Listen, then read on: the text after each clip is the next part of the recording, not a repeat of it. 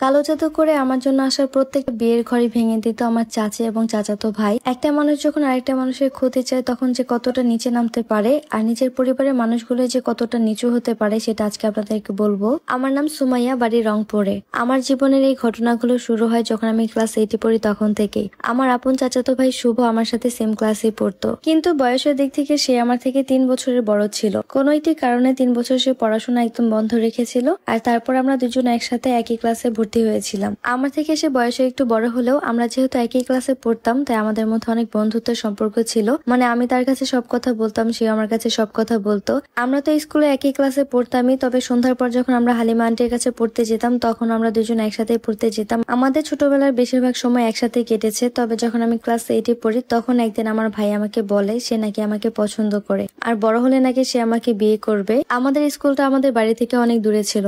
যেহেতু শুভর সাইকেল ছিল, আমরা দুজন একই সাইকেলে যাওয়া আসা করতাম। তো প্রায় সময় সে আমাকে রাস্তায় থামিয়ে থামিয়ে বলতো আমি যেন তাকে বলি ভালোবাসি। আমি তো মাত্র ক্লাস 8 পড়তাম, তবে সে যেহেতু আমার থেকে একটু বড় ছিল এইসব ব্যাপারে সে অনেক কিছুই বুঝতো আর আমাকে অনেকভাবে কনভিন্স করতো আমি যেন তার কথায় রাজি হয়ে যাই। আমি যখন শুভকে বললাম এইসব ধরনের কথা আমাকে নেক্সট টাইম কখনো বললে আমি বাসায় বলে দিব, তখন আমার আগে শুভ নিজেই তার মাকে বলে দিয়েছে সে আমাকে পছন্দ করে বিয়ে করবে। শুভর মুখে এই কথা শুনে আমার চাচি অর্থাৎ শুভর মা এবং আমার আরো একটি চাচি দুইজন মিলে আমার মায়ের কাছে আসে আর আমাদের বিয়ের কথা বলে। সেই সময় আমার মা সরাসরি না করে দিয়েছিল, বলেছিল আমার মেয়ে একদমই ছোট, আমার মেয়ে বড় হোক তারপর দেখা যাবে। আর তারা তো ভাই বোন, একই বাড়ির মধ্যে কিভাবে বিয়ে দেওয়া যায়, আমরা আত্মীয়তা দূরে করব তাহলে আমাদের আত্মীয় স্বজন বাড়বে। এই কথাটা সেদিন আমার চাচির কাছে গায়ে লেগেছিল। তবে আমার মা আরো একটি কথা বলেছিল মেয়ে মানুষ ছোট হলেও বিয়ে দেওয়া যায়, তবে ছেলে তো ছোট, সে নিজেই তো কোনো কাজ কাম করে না, তাহলে আমার মেয়েকে কি খাওয়াবে। আমার মেয়েকে আমি একটা চাকরিজীবীর সাথে বিয়ে দিব যেন সে ভালো মতো সংসার চালাতে পারে আর আমার মেয়ে সব স্বপ্ন পূরণ করতে পারে, আমার একটাই মাত্র মেয়ে। আমার চাচি তো তখন সরাসরি আমার মাকে বলে দিয়েছিল চাকরিজীবী তো দূরের কথা, তোমার মেয়ের জন্য কোনো ছেলেই খুঁজে পাবা না, তোমার মেয়েকে কেউ বিয়ে করবে কিনা আগে সেটাই দেখো, আর আমরা দেখি তোমার মেয়েকে কোন বাড়িতে বিয়ে দাও।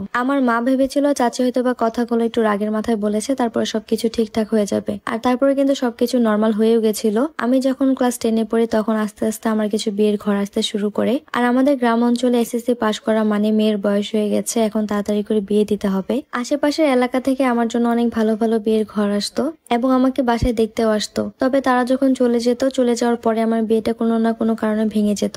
এইভাবে প্রায় অনেকগুলো বিয়ের ঘর আসতো আর ভেঙে যেত। তারপরে তো এলাকায় একটা রেকর্ড হয়ে গেছে আমার বিয়ে হয় না। বারবার বিয়ে ভেঙে যাওয়ার পর তো এলাকায় একটা রেকর্ড হয়ে গেছে আমার কোনো একটি দোষ আছে যে জন্য আমার বিয়ে হচ্ছে না বা আমার বিয়ে ভেঙে যাচ্ছে। অনেকে অনেক ধরনের কথা বলতো, অনেকে মনে করতো আমি নিজেই বিয়েটা ভেঙে দেই, আবার অনেকে আমার বাবা মাকে বলতো একটা ভালো কবিরাজ দেখাতে। অনেক সময় নাকি মেয়েদের বিয়ে বন্ধ রাখার জন্য অনেক ধরনের কালো জাদু করা হয়। তখনও শুভ আর তার মা আমার পিছু ছাড়েনি, আমার মাকে বারবার করে এসে বলতো তোর মেয়ের তো বিয়ে হয় না, বিয়ে ভেঙে যায়, আমার ছেলের সাথে বিয়ে দিয়ে দে, এই দেখে আমাদের বাড়ির বদনাম, এলাকার বদনামটা একটু কমুক। আমার ছেলে তোর মেয়েকে বিয়ে করে এবার একটু বাড়ির অন্য মেয়েগুলোকে উদ্ধার করুক। একটা মেয়ের বিয়ে হচ্ছে না বলে এলাকাতে রটে গেছে আমাদের বাড়ির মেয়েদের কোনো সমস্যা আছে। আমার মা বাবাও শেষ পর্যন্ত উপায় না পেয়ে ভাবলো শুভর সাথে আমাকে বিয়ে দিবে। কিন্তু আল্লাহর কি রহমত, যখনই আমাদের বিয়ের কথাবার্তা ঠিক হবে তখনই একদিন বাড়িতে একজন মিয়া সাহেব আসে। আমার মা যখন তাকে ভিক্ষা দিতে যায় তখনই সে বলে বসে এই বাড়ির একটা মেয়ের উপরে কালো জাদু করা হয়েছে, তার বিয়ে বন্ধ করে রাখা হয়েছে।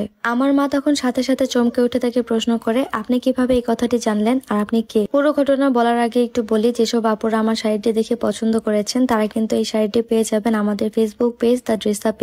আমি এখন যে শাড়িটি পরে আছি এটা সম্পূর্ণ সুতি একটি শাড়ি আর খুবই কমফোর্টেবল আর খুবই লাইট ওয়েটের একটা শাড়ি। এই শাড়ির কালার কম্বিনেশনটা এত বেশি জোস, এটা কিন্তু ফর্সা হোক অথবা শ্যামলা বর্ণের সবাইকেই কিন্তু অনেক সুন্দর মানিয়ে যাবে। আর শাড়িগুলোর প্রাইস কিন্তু খুবই লো বাজেটের, তাই যারা স্টুডেন্ট আছেন অথবা আপনাদের প্রিয় মানুষকে গিফট করতে চাচ্ছেন তারা কিন্তু খুব ইজিলি এটা পারচেজ করে ফেলতে পারবেন আমাদের পেজ থেকে। শাড়ির ডিটেলস জানতে আমাদের ফেসবুক পেজ দ্য ড্রেস আপে ইনবক্স করুন, আমার এই ভিডিওর উপরেই কিন্তু পেজটি মেনশন করা আছে। আর আমাদের পেজ থেকে একটি শাড়ি অথবা ড্রেস কিনলেই একটি শাড়ি সম্পূর্ণ ফ্রি লটারির যে অফারটি ছিল সেটা কিন্তু এখনো 31 অক্টোবর পর্যন্ত আছে। তাই